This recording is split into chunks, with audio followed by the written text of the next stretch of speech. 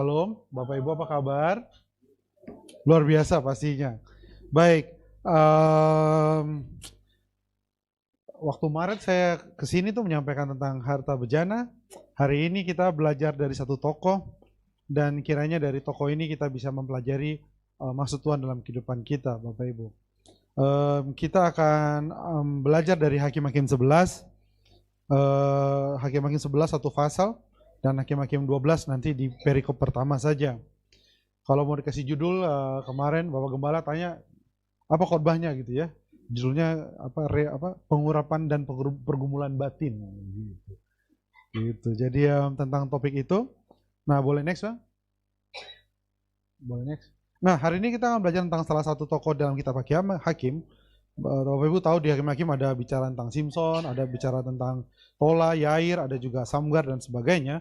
Kesempatan pagi hari ini kita akan belajar tentang Yefta dan bagaimana kita bisa belajar dari kehidupannya apa yang menjadi maksud Tuhan.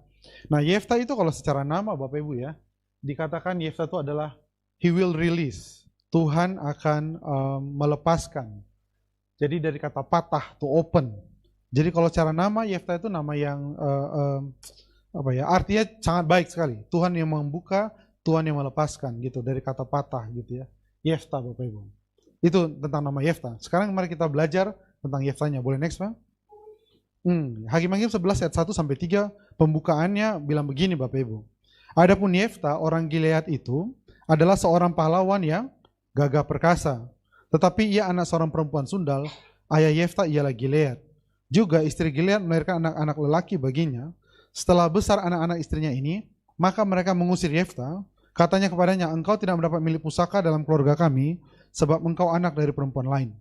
Maka larilah Yefta dari saudara-saudaranya itu dan diam di tanah Top. Di sana berkumpullah kepadanya petualang-petualang. Kalau di terjemahan baru di TB2 dikatakan orang luntang-lantung Bapak Ibu. Itu udah lama banget dengar kalimat itu Bapak ya. Yang pergi merampok bersama-sama dengan dia. Jadi sharing kita pada pagi hari ini tuh bentuknya kayak episode-episode sinetron Bapak Ibu ya. Episode 1 itu adalah bicara tentang pembukaan siapa Yefta. Nah kalau kita baca di ayat 1, 2, dan 3, saya bacakan di TB2 ayat 1 Bapak Ibu ya, dikatakan gini, Yefta orang Gilead adalah seorang pejuang gagah perkasa. Ia anak seorang wanita pelacur, ayah Yefta ia Gilead. Jadi kita mulai paham siapa Yefta. Papanya namanya Gilead, itu karena dia orang Gilead. Kemudian ternyata mamanya bukanlah mama dari hasil pernikahan, maksudnya bukanlah pernikahan dari papanya, mamanya adalah seorang pelacur. Namun dia adalah pahlawan, atau kalau di TB2 dikatakan dia seorang pejuang. Pejuang, anak dari pelacur, papanya namanya Gilead. Nah, kemudian ayat 2 bilang bahwa ketika anak-anak Gilead dari istrinya yang sah gitu Bapak ya, itu mulai gede, jadi apa dibilangnya, saudara tiri juga bukan ya. Ya pokoknya anak-anak dari ibunya gitu mulai bilang, kamu tuh ya Yefta, kamu tuh gak akan dapat apa-apa dari warisan papa kami. So pergi. Jadi ayat kedua kita bisa baca bahwa dia adalah orang yang terusir, orang yang terpinggirkan, orang yang tertolak, orang yang terbuang. Padahal dia apa Bapak Ibu ayat 1? Pahlawan. Ayat 3, maka larilah Yefta dan berkumpul kepadanya petualang-petualang, orang luntang-lantung Bapak Ibu, yang merampok bersama-sama dengan dia. Pahlawan gagah perkasa gabung sama begal Bapak Ibu. Bapak Ibu bisa lihat drastisnya hidupnya. Pahlawan gagah perkasa Bapak Ibu, kumpul sama begal. Saya yakin kalau dia membegal orang mah, ini kayak film Fast and Furious. Bapak ya. Karena dia pahlawan, mungkin kalau begal kan kadang-kadang masih takut ya, begitu diserang dia masih mundur ya. Kalau Yefta kali kagak Bapak ya. Yefta kali semua anak buahnya tuh sekali merampok pasti dapat. Karena dia pahlawan. Karena dia pahlawan Bapak Ibu. Jadi dia bayangin, jadi dari orang yang gagah perkasa, hanya karena bukan kesalahan dia kan Bapak Ibu. Dia lahir dari perempuan itu bukan maunya dia. Tapi dia tercampak. Kumpul bersama para begal. Menyedihkan Bapak Ibu. Kita masuk ke episode 2. Episode 2 judulnya adalah Bani Amon menyerang Israel. Ayat 4. Ayat 4 sudah Bapak ya. Beberapa waktu kemudian Bani Amon berperang melawan orang Israel. Dan ketika Bani Amon itu berperang melawan orang Israel, pergilah para tua-tua Gilead. Ngapain Bapak Ibu? Menjemput Yefta dari tanah Top. Kata mereka kepada Yefta, mari jadilah panglima kami dan biarlah kita berperang melawan Bani Amon. Tiba-tiba orang Israel, dan di dalamnya adalah bangsa Gilead juga masuk ke kumpulan orang Israel, Bapak Ibu, diserang oleh Bani Amon. Bapak Ibu tentu ingat Bani Amon, Bani Moab nih, dua bangsa yang paling suka ngerusuhin orang Israel lah. Bani Amon, Bani Moab, itu adalah anak-anak dari si Lot, Bapak Ibu. Lot punya putri-putri yang aneh itulah. Jadi Bani Amon tuh repot sekali Bapak Ibu. Dia serang Israel. Dan mungkin waktu mereka berperang, mereka kalah, mulai terpikir, kayaknya kita mesti ganti komandan deh. Dicari-cari dari bangsa Efraim gak ada yang oke. Dari bangsa Benyamin gak ada yang oke. Ada satu. Siapa Bapak Ibu? Yefta. Dan dikirimlah siapa? Para tua-tua. Kenapa gak dikirim teman-teman Gilead? Karena Gilead gak punya teman. Kenapa gak gini ya? Pergilah orang tua Gilead. Betul Bapak Ibu? Harus dikasih para tertinggi, ketua-ketua untuk menjemput Yefta. Saya bayangin ini cuma imajinasi saya Bapak Ibu. Itu rapatnya itu sangat repot, betul nggak Bapak Ibu? Jadi gimana? Yefta? Iya Yefta. Lah gimana jemputnya? Lu sih ngusir-ngusir dia dulu. Lah lu juga. Ya nggak sih? Bisa kebayang nggak Bapak? Orang yang dulu di kampung kita usir, dan waktu dia diusir kan semua para tua-tua lihat kan Bapak Ibu, bahwa Gilead dibuang oleh ayahnya gitu ya, karena urusan dengan anak-anak dari istri ayahnya. Atau kalaupun datang gitu ya, Gilead mana Pak? Yefta mana kok nggak kelihatan lagi? Iya udah pergi ke tanah Top. Atau mungkin mereka ada dengar kabar. Ingat nggak kemarin itu ada perampokan loh. Siapa yang ngerjain? Ya biasa, siapa lagi? Anak buah Yefta. Bapak bisa bayangin posisi Yefta atau brand Yefta atau nama Yefta. Tiba-tiba hari itu mereka harus jadikan dia panglima. Karena mau nggak mau. Jadi Bapak Ibu ternyata kalau Tuhan mau balikkan kehidupan kita, Tuhan bisa balikkan kapan saja. Amin Bapak Ibu. Dari 0 ke 1000, Tuhan bisa ubahkan dalam 1 hari. Ya udahlah Bapak Ibu mungkin merasa kejauhan Pak Yordan, 100 lah. Dari 0 ke 100 Bapak Ibu, Tuhan bisa ubahkan. Hari ini kita mungkin orang yang nggak kesulitan keuangan, tapi dalam waktu seminggu Tuhan bisa ubahkan semuanya Bapak Ibu. Hari ini kita mungkin mengalami sakit fisik, tapi Tuhan bisa sembuhkan Bapak Ibu. Kalau Tuhan mau ubahkan, Tuhan bisa ubahkan. Gilead, Yefta contohnya. Kemarin dia masih, Bapak Ibu bisa bayangin ya, mereka kumpul-kumpul gitu. Gimana? Bongkar hasil rampokan. Kamu, apa aja? Kamu sepeda motor? Oh bukan. Kita di zaman dulu nggak ada sepeda motor. Oke, kamu ngapain? Perhiasan dan sebagainya. Bapak Ibu bayangin dari obrolan kayak gitu tiba-tiba ada kesempatan dari Tuhan, peluang dari Tuhan. Kalau bahasa kita orang karismatik, apa tuh namanya? Favor dari Tuhan, kehidupannya berubah total. Bisa saja besok tiba-tiba Bapak Ibu dipanggil sama bos di kantor dan bilang, besok kamu jadi kepala cabang di cabang kota lain. We don't know Bapak Ibu. Tidak susah bagi Tuhan untuk melakukan itu. Kita masuk ke episode berikutnya. Judulnya adalah peluang membalaskan. Gitu ya. Kita lanjut ayat 7. Tetapi kata Yefta kepada para tua-tua Gilead itu. Bapak Ibu boleh bantu saya baca sampai tanda tanya saja. Dua-duanya, bukankah kamu sendiri membenci aku dan mengusir aku dari keluargaku? Mengapa kamu datang sekarang kepadaku pada waktu kamu terdesak? Ternyata masih ada kepahitan itu Bapak Ibu. Yefta nggak bilang begini, puji Tuhan akhirnya Tuhan memakai aku lagi. Puji Tuhan aku akan bisa menjadi panglima. Enggak.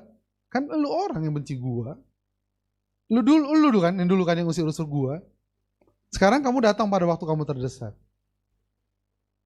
Itu kayak kalimat kita, oh bukan kalimat Bapak Ibu lah, saya aja lah ya. Sekarang baru rasa kamu kan. Apa tadi? Minta tolong, coba bilang. Minta tolong, minta. Ayo dong. Ya nggak sih? Karena kita tahu betul waktu kita kecil keluarga kita direndahkan oleh om kita. Sekarang om kita udah mulai perlu kebantuan kita dan kita bilang, ayo coba om, coba. Kemudian kita posting, ini loh orang yang dulu hina saya dan sebagainya. That's Yefta. Itu kita Bapak Ibu. Peluang dari Tuhan, kesempatan dari Tuhan, berkat dari Tuhan, kita perlakukan sebagai sarana untuk membalaskan kepahitan kita. Berapa banyak kita waktu kecil kita susah miskin, begitu kita udah punya uang, kita mau tunjukkan sama seluruh dunia bahwa kita orang yang paling bisa beli apapun. Yefta dikasih peluang. Seharusnya kalimat Yefta adalah, Tuhan aku bersyukur kepadamu. Ya sudah, oke tua-tua, aku akan mau. Daripada gue sama para begal-begal ini. Tapi dia enggak. Kemarahan dia, kepahitan dia, memori dia tentang rasa dibenci, itu yang lebih keluar daripada rasa syukur kepada Tuhan. Bapak Ibu yakin kalau besok Tuhan ubahkan kehidupan kita dari 0 berubah total jadi 1000 misalkan. Dari yang gak ada apa-apa tiba-tiba Tuhan angkat kita sedemikian rupa, kita gak akan pakai itu untuk membalaskan kepahitan kita. Atau jangan-jangan itulah yang membuat Tuhan sampai sekarang belum bisa membalikkan kehidupan kita dengan total. Gaji baru naik 200.000 aja udah kayak, apa-apa, gue yang bayarin, ini uang gue bayar lu semuanya. Baru naik 200.000.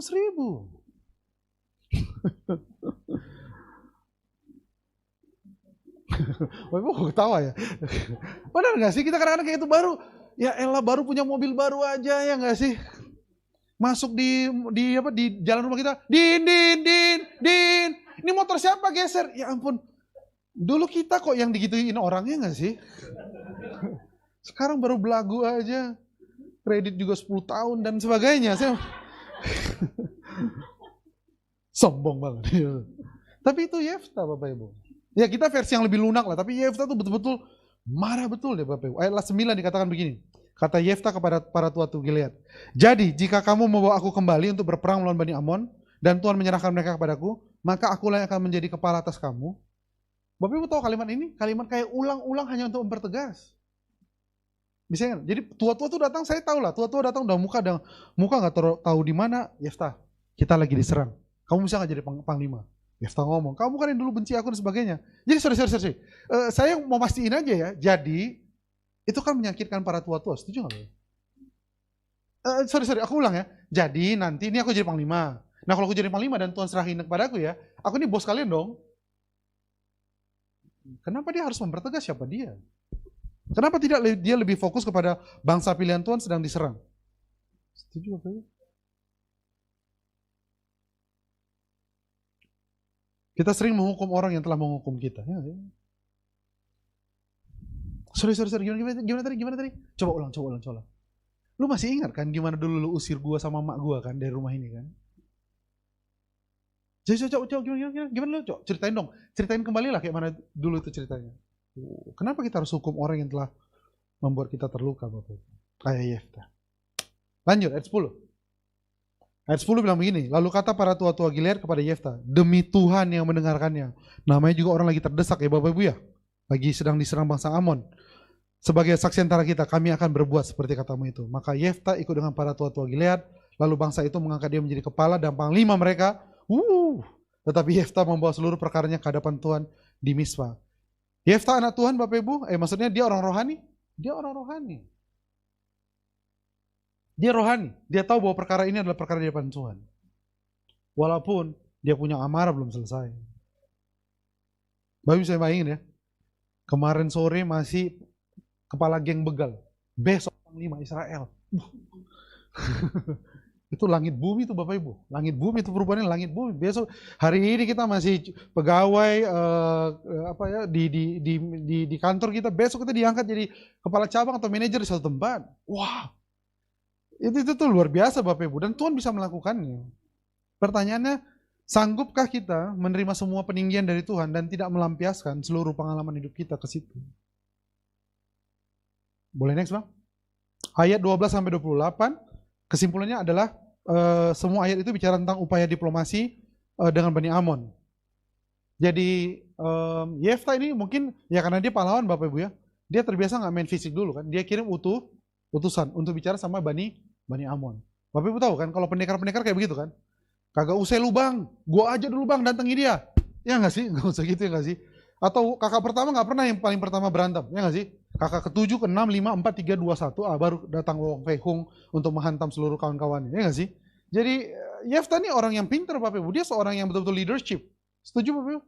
Dia nggak main siapa apaan, gua hajar lu semuanya. Enggak, dia kirim anak buahnya dulu, bilang sama Bani Amon. Kalau Bapak Ibu baca tuh ayat 12-28 itu bicara tentang diplomasi dan negosiasi. Tapi sayangnya ayat 28 bilang begini. Tetapi Raja Bani Amon tidak mendengarkan perkataan yang disampaikan kepadanya oleh utusan-utusan Yefta.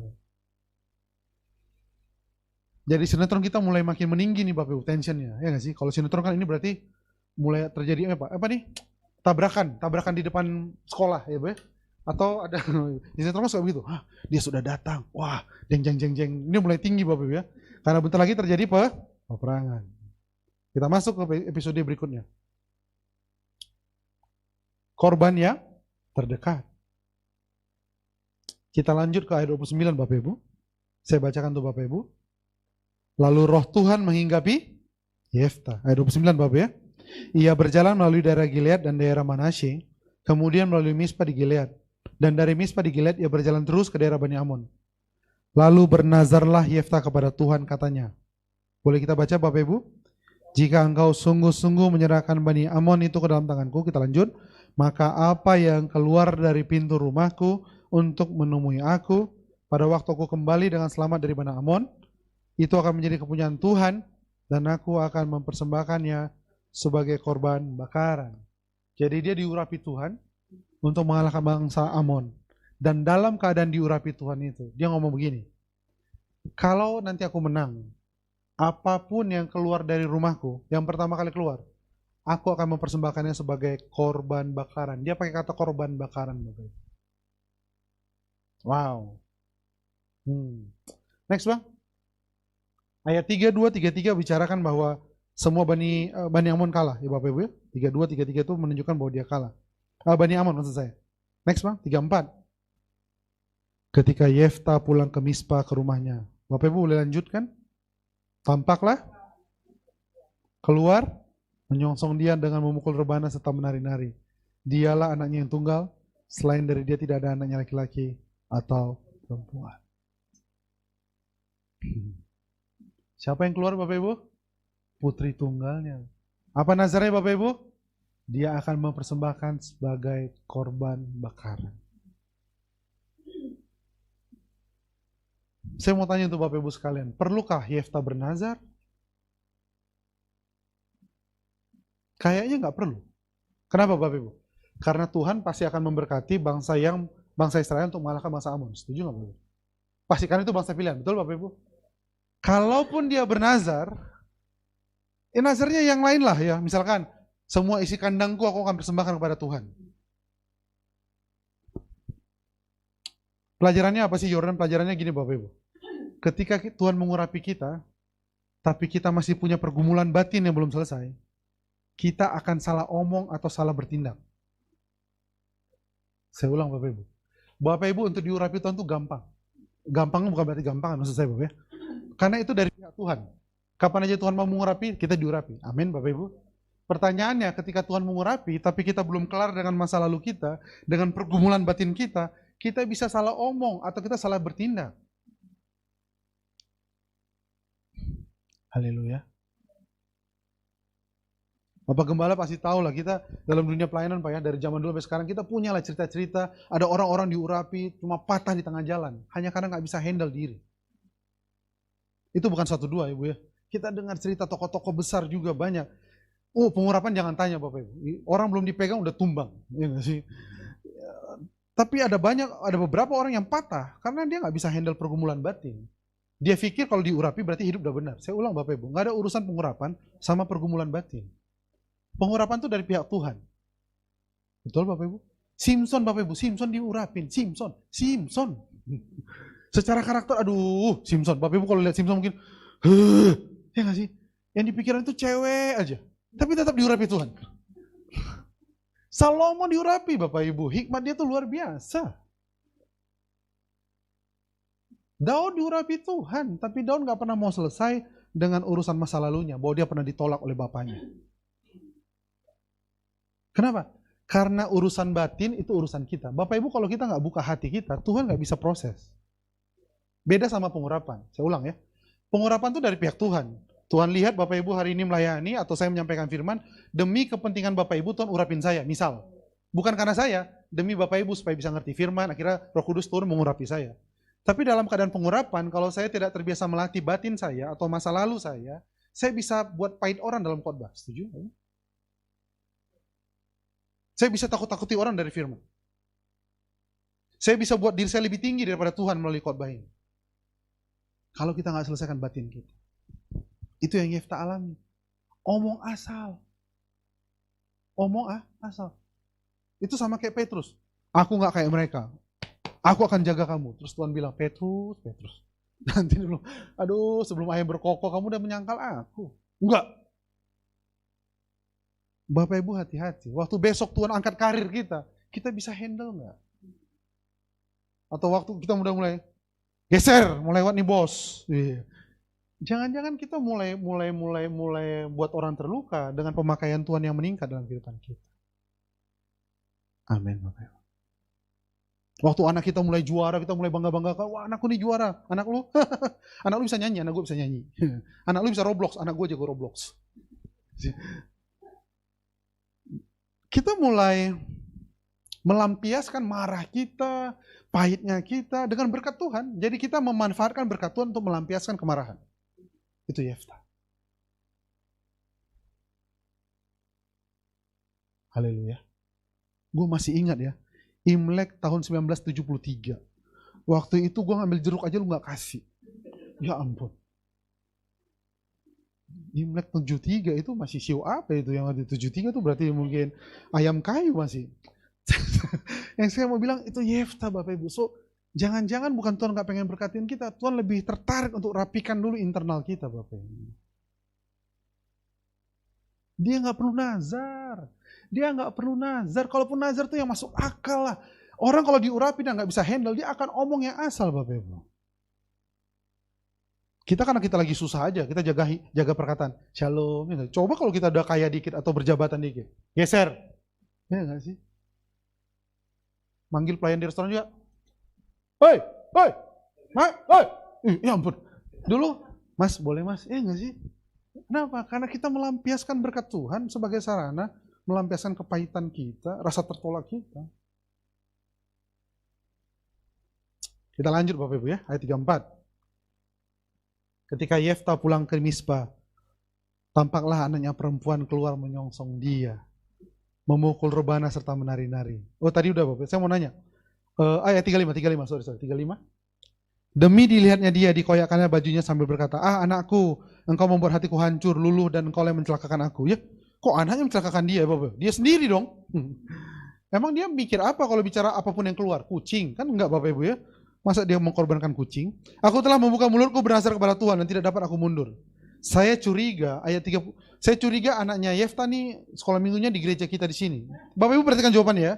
Bapak, jika engkau telah membuka mulutmu bernazar kepada Tuhan, maka perbuatlah kepadaku sesuai dengan nazar yang kau ucapkan itu. Baik banget Bapak Ibu. Karena Tuhan telah mengadakan bagimu pembalasan terhadap musuhmu, yakni Bani Amon itu. Saya mau nanya Bapak Ibu, anaknya sayang Tuhan? Sayang Tuhan kan Bapak Ibu, kalimat itu ya. Jika engkau telah membuka mulutmu bernazar, maka perbuatlah kepadaku. Wah, sayang Tuhan, hormat orang tua. Betul Bapak Ibu? Saya curiga anaknya itu sekolah minggu di sini udah pasti. Karena nih anaknya baik budi banget. Bapak Ibu lihat, orang yang menyayangi Tuhan nggak tahu cerita jadi korban kalau kita nggak bisa handle masa lalu kita.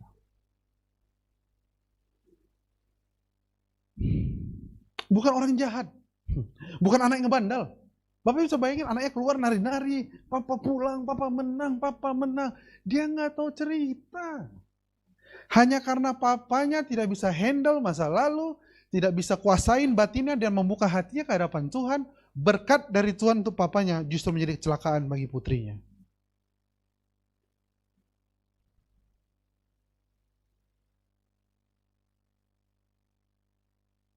Amin, Bapak.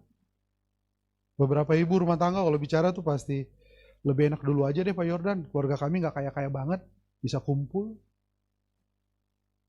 Sekarang tuh kayaknya nggak bisa lagi. Kenapa? Karena ada orang-orang nggak bisa handle berkat Tuhan. Amin, Bapak Ibu. Zaman sekarang material makin mudah didapat. Setuju Bapak Ibu?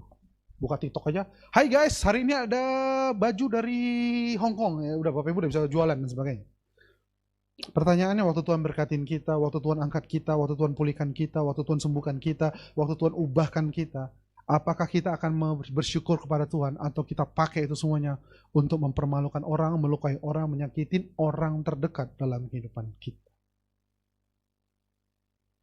Siapa yang jadi korban Bapak Ibu? Orang terdekat.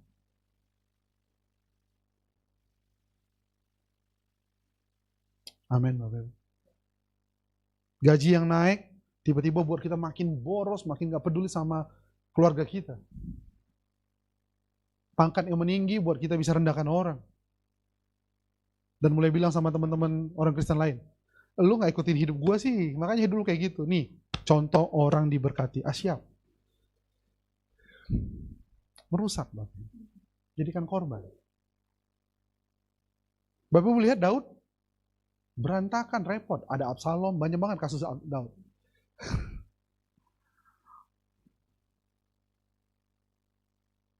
Kenapa? Tidak bisa handle masa lalu. Tidak bisa menyelesaikan pergumulan batin. Kita kejar tampilan luar. Bahwa kalau Tuhan berkati saya, berarti masalah selesai. Kalau hidup saya berubah, saya udah jadi kepala bukan ekor lagi. Siap. Walau 1000 rebah di kiri, 10.000 di kanan, itu tanda hidup udah selesai. Siapa yang bilang, Bapak Ibu? Pengurapan, berkat, peninggian, favor, itu urusan Tuhan. Tapi urusan hati yang mau diubah, itu urusan kita. Untuk izinkan Tuhan hancurkan dan selidiki hati kita. Tapi banyak orang gak mau. Orang tutup pintunya, dia kunci. Dia gak mau nyanyi lagu selidiki aku, gak mau. Dia maunya lagu berkat-berkat. Waktu diberkati, lihat, inilah tanda bahwa Tuhan menyertai aku. Oh iya, Tuhan menyertai. Tapi bukan berarti hidup kamu sudah kamu serahkan sama Tuhan. Yefta, Bapak Ibu. Ayat 37. Lagi katanya kepada ayahnya, ayat 39 saja, Pak. Saya langsung 39 saja. Setelah lewat kedua bulan itu, kembalilah ia kepada ayahnya, dan ayahnya melakukan kepadanya apa yang telah dinazarkannya itu. Jadi gadis itu tidak pernah kenal laki-laki. Ahli teologi yang menafsirkan dua hal, Bapak Ibu. Yang pertama, ada ahli teologi yang menyatakan betul-betul Yefta bakar putrinya. Kenapa? Karena itu ada kata korban bakaran. Dan kalau pada zaman itu ketika kita bernazar, mesti kita lakukan. Dan bentuknya adalah korban bakaran. Jadi ada penafsir yang mengatakan dia membakar asli putrinya. Tapi ada juga ahli teologi yang mengatakan putri itu nggak dibakar. Kenapa? Alasan mereka adalah rasanya nggak mungkin Tuhan mengizinkan hal itu terjadi. Jadi yang ada adalah putrinya tidak menikah sampai akhir hayatnya. Kita udah mau makan siang, kita nggak usah berdebat teologi ya, oke Bapak ya? Pusing, oke? Daripada kita pusing. Tapi intinya adalah orang terdekat akan jadi korban bagi mereka yang tidak mau menyelesaikan hatinya, tapi bersembunyi di balik berkat Tuhan. Saya ulang, orang terdekat akan jadi korban dari orang-orang yang tidak mau membuka hatinya dan izinkan Tuhan bereskan, dan bersembunyi di balik berkat pengurapan dan pemakaian Tuhan.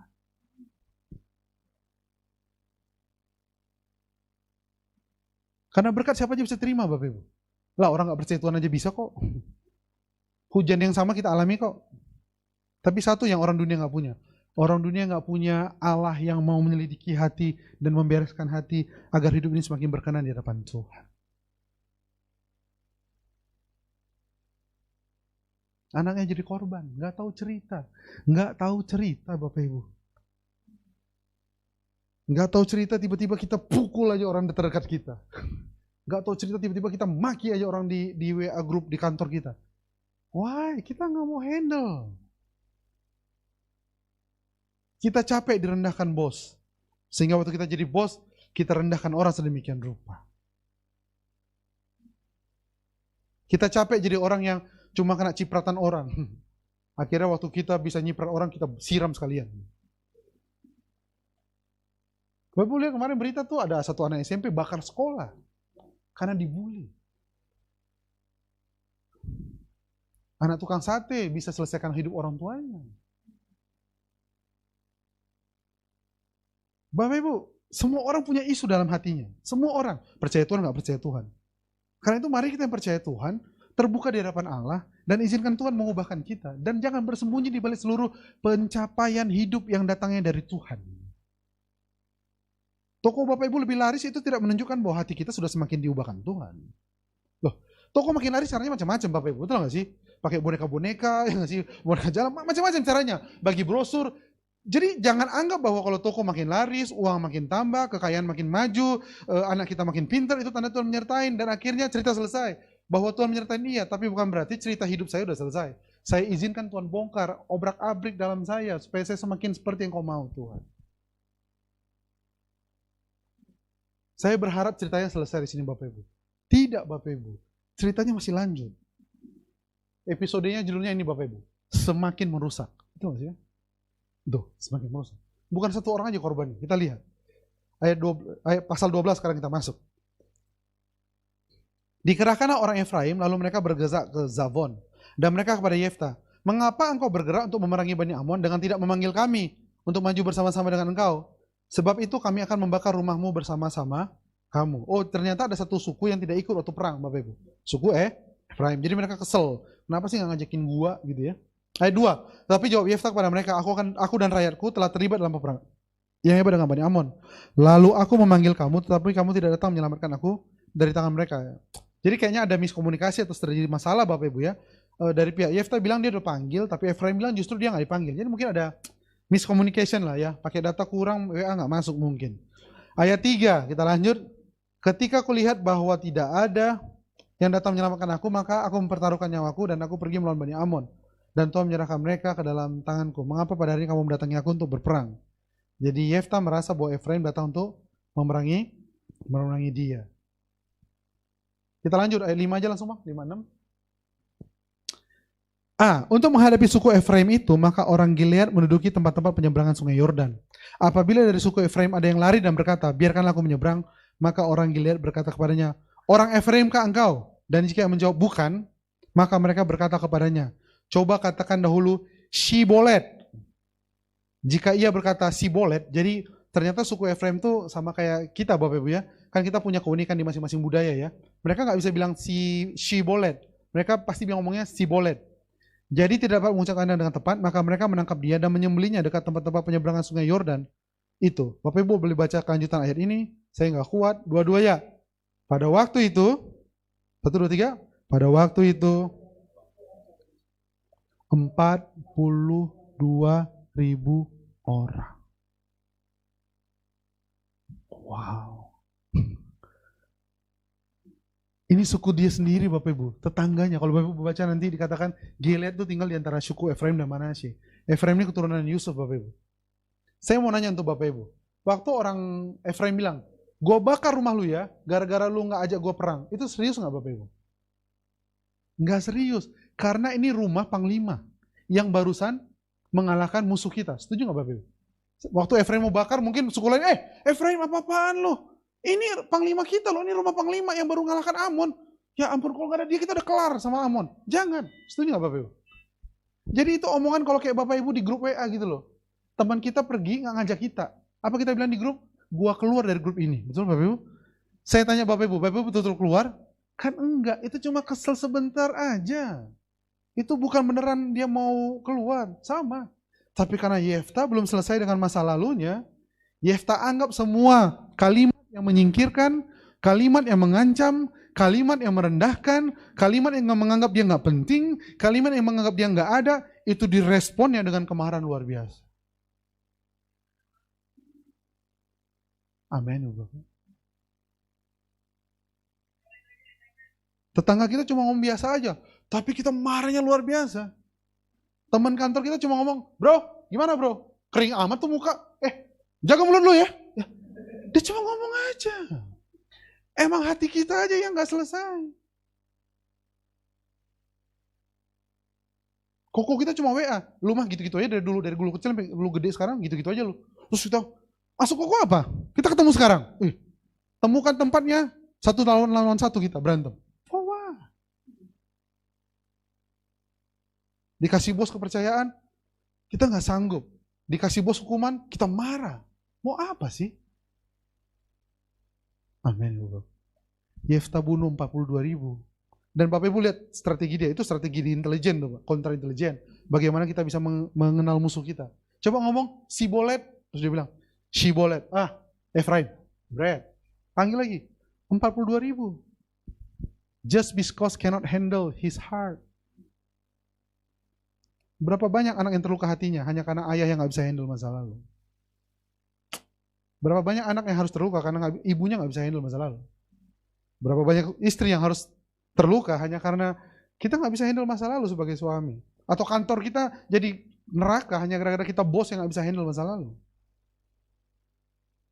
42.000. Apakah dia diurapi Bapak Ibu? Dia diurapi. Itu masalahnya kan Bapak Ibu kan. Sekali Bapak Ibu diurapi, orang lihat Bapak Ibu sebagai orang yang diurapi. Orang nggak lihat hati Bapak Ibu kayak mana. Setuju nggak? Make sense? Orang cuma lihat kita sebagai bos, kita sebagai suami, sebagai ibu, sebagai istri, sebagai pelayan Tuhan, sebagai orang yang achievementnya di kantor paling hebat, marketing paling oke, tiktokers paling unggul, ya nggak sih, dapat paus dan bunga mawar terus-terusan dan sebagainya. Tapi saya mau bilang, itu kan yang orang lihat. Sekarang kita sedang diajak dunia untuk orang hanyalah apa yang ditampilkannya, bukan apa yang ada dalam diri. Korea punya tren, apa namanya? Tren bahwa orang akhirnya membuat akun sosial media lebih bagus daripada hidupnya sendiri. Hidupnya aslinya nggak kayak gitu-gitu banget. Termasuk orang Kristen. Malu kalau bilang nggak diberkati Tuhan. Aku diberkati juga loh. Bajuku ini tandanya loh, ini loh.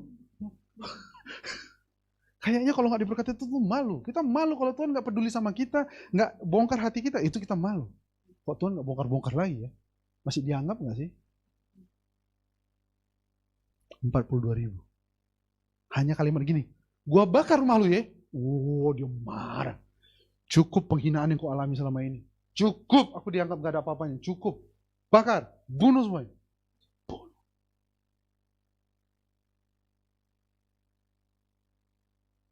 Walaupun dia pahlawan yang gagah perkasa. Amin Bapak Ibu.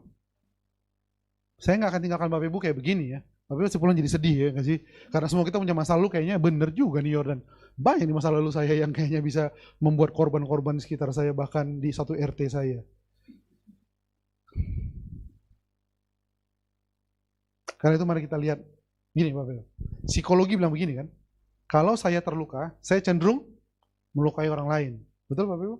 Atau saya melukai orang lain karena dulu saya dididik orang tua saya untuk keras. Akhirnya saya melukai. Kalau begini ceritanya, seolah-olah manusia itu akan terus melakukan kekerasan dan tidak ada masa depan yang baik di mata kita. Setuju nggak Bapak? Puji Tuhan ada salib. Jadi mari kita datang ke salib Tuhan. Kita buka di 1 Korintus 4 ayat 3 sampai yang kelima Bapak Ibu. Bapak Ibu so far so good, masih bisa ikutin? Amin Bapak Ibu ya. Bagiku sedikit, 1 Korintus 4 ayat 3 sampai 5. Bagiku sedikit sekali artinya entahkah aku dihakimi oleh kamu atau oleh suatu pengadilan manusia. Malahan diriku sendiri pun tidak kuhakimi. Sebab memang aku tidak sadar akan sesuatu. Tetapi bukan karena itulah aku dibenarkan. Dia yang menghakimi aku ialah Tuhan. Paulus bilang begini, aku gak izinkan orang hakimi aku. Ih sombong banget nih orang. Tapi dia bilang begini, malahan diriku sendiri pun tidak kuhakimi. Begini Bapak Ibu. Kan kita bagian dari masa lalu kita ya, setuju Bapak Ibu? Kalau kita bagian dari masa lalu kita, bagaimana mungkin kita menyelesaikan masa lalu kita? Karena kitalah yang menjadi pelakunya, atau kita menjadi korbannya. Oke Bapak Ibu? Bapak Ibu makanya sebelum ke gereja sarapan dulu sedikit Bapak Ibu. Canda. Saya mau bilang untuk Bapak Ibu, kita kan bagian dari masa lalu. Oke? Kayak Yefta, karena Yefta tidak bisa handle masa lalunya, dan gak mungkin kita yang menghandle, karena kitalah pelakunya, kitalah korbannya, kitalah bagian dari cerita itu. Jadi kita membutuhkan sesuatu di luar diri kita, yang lebih besar daripada kita, untuk tolong kita dari masa lalu yang kita telah jalani. Setuju ya? Kayak penjahat lah, penjahat kalau dia ngerampok, dia gak bisa, dia menyelesaikan kejahatannya. Harus ada pengadilan, harus ada hakim, yang lebih besar daripada dia, yang lebih tinggi daripada dia untuk bisa menilai tingkah laku dia. Ini isu kan Bapak Ibu, sehingga akhirnya orang tiap hari, kalau anak muda apalagi sekarang, healing lah, past life experience lah, masa laluku kayak gini, karena papaku toksik, mamaku toksik, ya semua toksik ya gak sih? Cuma lu aja gak toksik di dunia ini, dan sebagainya ya gak sih? Gue kayak gini karena gereja gue gak gini, ini karena papa gue kayak gini, teman kantor gue tuh aduh, kayak gak sefrekuensi gitu, kayak gak ngerti maunya gue, kayak kita nggak bisa nilai diri kita. Kita butuh sesuatu yang lebih besar daripada diri kita. Itu maksud Paulus Bapak Ibu. Jadi Bapak Ibu jangan pulang dari sini ditegur saudara seiman, sorry, saya nggak izinkan lu hakimi gua. Firman Tuhan itu bukan itu maksudnya. Maksud Paulus adalah aku tidak membiarkan diriku menilai, karena aku pun bagian dari apa yang ku jalani. Karena itu aku butuh sesuatu lebih besar, yaitu Tuhan. Ayat 5-nya bilang begini Bapak Ibu. Kita kayak 5. Karena itu janganlah menghakimi sebelum waktunya, yaitu sebelum Tuhan datang. Ia akan, ada 2 Bapak ya. Pertama, menerangi apa yang sembunyi dalam kegelapan dan akan memperlihatkan apa yang direncanakan di dalam hati. Jadi karena aku tidak bisa menghakimi diriku, karena akulah bagian dari masa lalu itu, waktu Imlek aku gak dikasih jeruk, nah aku bagian dari itu. Waktu aku masih clerk, aku dimaki-maki sama supervisorku, aku bagian dari situ. Waktu aku masih baru kenal Tuhan, aku dimarahin satu keluarga dan mau diusir, aku bagian dari situ. Aku perlu sesuatu yang lebih besar daripada diriku untuk tolong aku dari masa lalu. Yaitu Tuhan. Ada dua yang dikerjakan Tuhan. Pertama, Tuhan akan menerangi apa yang tersembunyi dalam kegelapan kita. Amin, Bapak Ibu. Kan ada banyak hal-hal masa lalu yang tidak selesai, cuma kita udah deh lupain aja. Which is nggak bisa juga kita lupakan. Gitu. Itu namanya dalam dunia psikologi namanya kita merepresi. Anak yang dibully dia diam-diam aja, diam-diam. Tiba-tiba dia bakarnya sekolah. Semua kita ini merepress, menekan apa-apa yang kita nggak pengen alami dan kita nggak pengen ingat. Kita tekan. Makanya Bapak Ibu kalau tidur tiba-tiba ngigau. Itu bentuk dari represi yang keluar dalam keadaan tidak sadar. Atau Bapak Ibu ketika santai-santai aja, tiba-tiba Bapak Ibu kayak kepancing orang di jalan dan maki-maki. Kok gue gitu ya? Itu karena ada yang Bapak Ibu repress. Ada yang ditekan, disembunyikan supaya dia nggak muncul. Tapi kalau dia dipancing, wah dia bisa keluar. Bapak Ibu punya teman yang diam-diam, tiba-tiba dia marah-marah betul. Hei, kok kenapa? Kok biasanya orang baik? Berarti ada yang dia repress. Tuhan akan menerangi apa yang tersembunyi dalam kegelapan, Bapak Ibu. Selidiki aku, lihat hatiku. Izinkan Tuhan menerangi apa yang tersembunyi dalam kegelapan melalui firman Tuhan. Amin, Bapak Ibu. Gak bisa melalui kita. Kalau kita akan bela. Ya gimana ya, gue nih marah-marah bukan karena maunya gue. Lu lihat aja teman-teman kantor gue, mancing emosi semua. Yalah. Gini, anak-anak kita nih kalau nggak kita pukul dan hajar, nggak jadi orang nanti. Gue bisa kayak gini karena papa gue hajar gue tuh luar biasa. Makanya gue hajar anak gue sampai mati begini. You know, ada hal-hal yang kita coba terima, coba pahami, coba kita generalisir, dan kita nggak compare dengan firman. Kita tahu lah, didikan orang tua kita keras-keras Bapak Ibu. Dicelup ke kamar mandi, digantung, dipukul, nggak dikasih makan, dikunci di kamar mandi. Bapak Ibu pasti punya cerita itu, ya nggak sih? Bapak Ibu, tapi apakah itu harus kita lanjutkan? Hanya karena terbukti saya bisa. Lah, kita bisa gini kan bukan karena didikan itu saja. Karena Tuhan tolong kita. Loh, gimana sih? Saya ulang. Bagaimana mungkin didikan yang nggak sesuai dengan firman Tuhan, kita benarkan, karena buktinya adalah saya. Itu tadi Bapak Ibu. Kalau kita menilai masa lalu kita nggak fair. Nah kita begini kan karena firman, karena Tuhan. Bukan karena papa kita pukul kita pakai tali pinggang, bukan lah. Bukan, karena Tuhan. Tapi kita bisa bertumbuh karena papa kita kasih makan, didik kita, ya iya, itu iya. Tapi bukan karena, makanya anak sekarang ini kalau nggak dijewer, diangkat, turunkan. Itu anak atau komedi putar. Mari Tuhan terangi bagian yang gelap-gelap dalam hati. Begitu ada uang kita kayak, beli apa lagi nih ya? Kayak harus dihabiskan. Karena waktu kecil pegang uang dipukul, pegang uang sedikit dipukul, pegang uang sedikit dipukul. Begitu ada pegang uang, siapa mau pukul? Nggak ada lagi. Gua habiskan semua. Bapak Ibu tahu kadang-kadang kita habiskan uang tuh bukan karena kita bukan karena kita boros, bukan.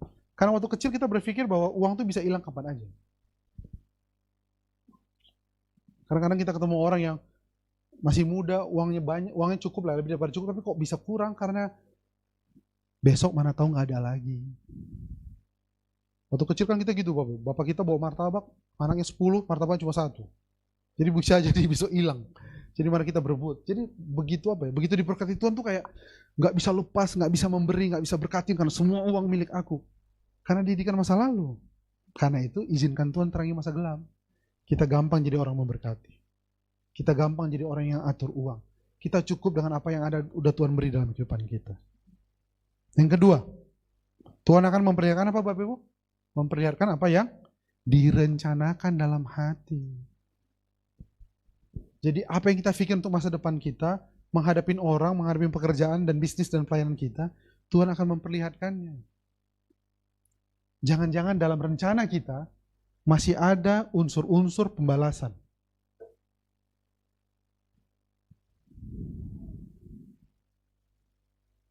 Kalimat paling sering kita dengar, biar dia tahu rasanya. Sadap. Apa Bapak? Biar dia tahu rasanya. Cukuplah kita aja merasakan, orang lain nggak usah. Maka tiap-tiap orang apa Bapak Ibu? Akan menerima pujian dari Allah. Matius 25 bilang, baik sekali perbuatanmu, hai hambaku yang baik dan setia. Jadi ternyata di ujung hidup kita, Tuhan kita sudah bersiap. Untuk ngapain Bapak Ibu? Dari ayat ini? Memberikan pujian. Jadi Tuhan bukan siap dengan daftar dosa jemaat GBI Mercy yang besar. Nama dosa-dosanya. Kapan lu pulang ya? Gua sebut semua dosa-dosa lu. Tuhan kita nggak kayak gitu Bapak Ibu. Tuhan kita punya daftar pujian jemaat GBI Mercy Mangga Besar. Tuhan udah punya stok pujiannya. Tapi kita nggak bisa terima pujian kalau dua hal itu nggak terjadi. Yang pertama, Tuhan bongkar-bongkar yang gelap-gelap dalam hidup kita. Dan yang kedua, Tuhan membukakan rencana-rencana dalam hati kita yang masih ada isu pembalasan, isu kepahitan, isu merendahkan, isu untuk membalaskan apa yang dibuat orang kepada kita di masa lalu. Kalau itu masih ada, kita nggak bisa terima pujian.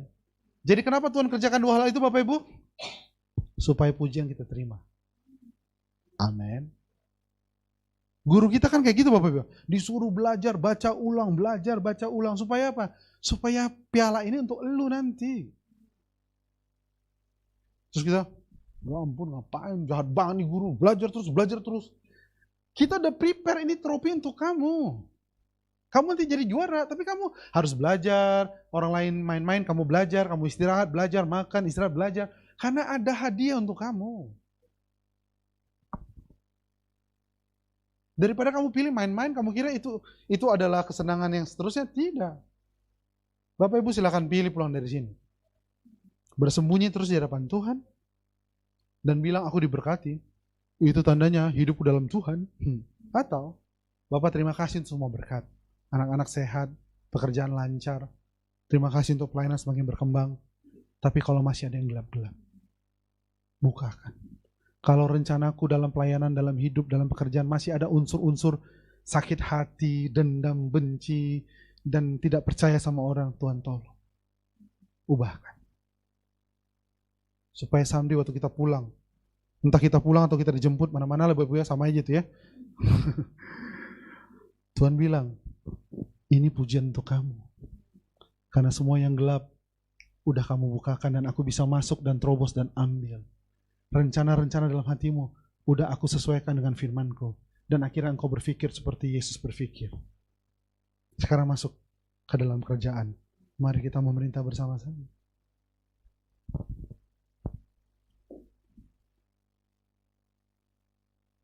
45 menit, lebih, 50 menit.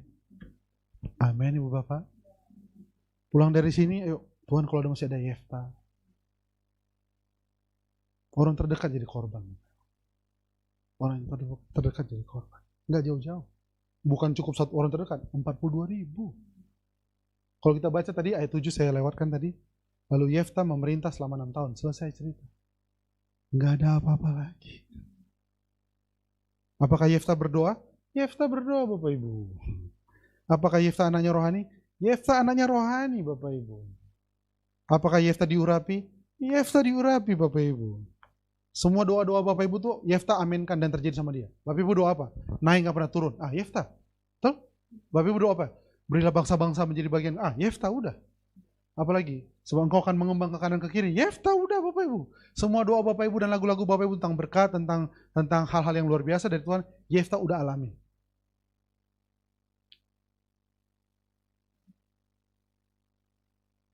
Jadi mari kita terus izinkan Tuhan untuk Tuhan dengan seluruh berkat ini. Cari yang gelap-gelap Tuhan.